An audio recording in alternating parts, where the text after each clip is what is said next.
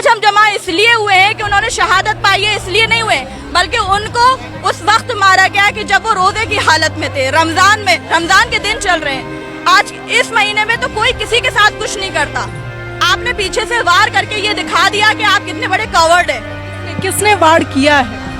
Israel and America का joint जो वो था, और जिसकी वजह से वहाँ पर उनके घर के ऊपर जो मिसाइल्स दागे गए, उसमें खामनेई साहब की जो है वो शहादत हुई है।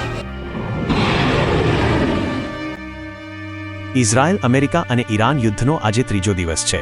આ દરમિયાન ઈરાને સાઉદી અરેબિયાની મોટી તેલ રિફાઇનરી રાસ તનુરા પર હુમલો કર્યો છે. આ રિફાઇનરી સાઉદીની સરકારી તેલ કંપની સાઉદી અરામકોની છે. તેની ક્ષમતા લગભગ 5.5 થી 6 લાખ બેરલ પ્રતિદિનની આસપાસ માનવામાં આવે છે.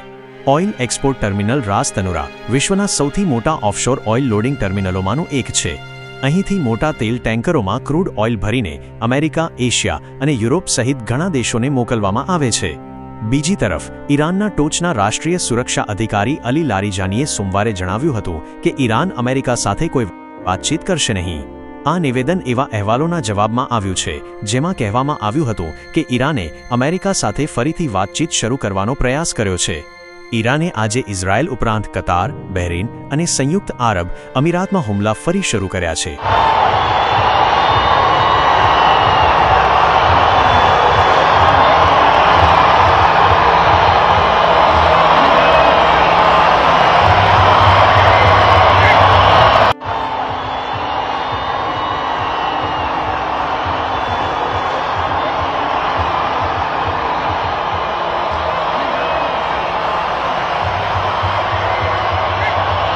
બીજી તરફ આ યુદ્ધમાં હવે લેબનોનનું ઉગ્રવાદી સંગઠન હિઝબુલ્લાહ પણ સામેલ થઈ ગયું છે. તેણે ઇઝરાયલમાં ઘણી જગ્યાએ બોમ્બમારો કર્યો છે. હિઝબુલ્લાહને ઈરાન તરફથી સમર્થન મળે છે. हम सब ईरान जाएंगे। नेतन्याहू ट्रम्प को मारने के लिए मैं खुली चुनौती देती हूँ। मैं जाऊंगी ट्रम्प को मारने के लिए। अमेरिका, इजराइल, मुर्दाबाद मुर्दाबाद ही रहेगा और था और हमेशा रहेगा. હવે તેનું કહેવું છે કે તે ખામેનેઈના મૃત્યુનો બદલો લઈ રહ્યો છે. ઇઝરાયલ અને અમેરિકાએ ઈરાનની રાજધાની તહેરાન સહિત 10 મોટા શહેરોને નિશાન બનાવ્યા છે.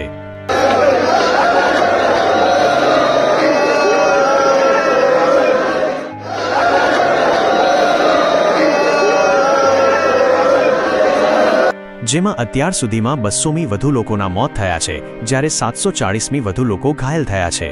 એક શાળા પર મિસાઇલ પડવાથી 180 વિદ્યાર્થીનીઓના મોત થયા છે.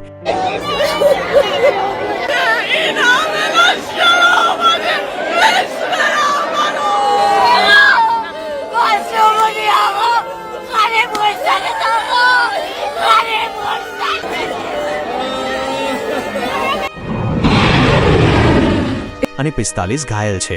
ઈરાન વિરુદ્ધ અમેરિકા ઇઝરાયલ યુદ્ધનો સોમવારે ત્રીજો દિવસ છે. ઇઝરાયલ સતત ઈરાન સહિત બેરૂતમાં હિઝબુલ્લાહના ઠેકાણાઓને પણ નિશાન બનાવી રહ્યો છે. રવિવારે રાત્રે ઇઝરાયેલી સેનાઓએ મિસાઇલો છોડી. બીજી તરફ ઈરાને પણ ગલ્ફ દેશોમાં અમેરિકી સૈન્ય ઠેકાણાઓને નષ્ટ કરવાનો દાવો કર્યો.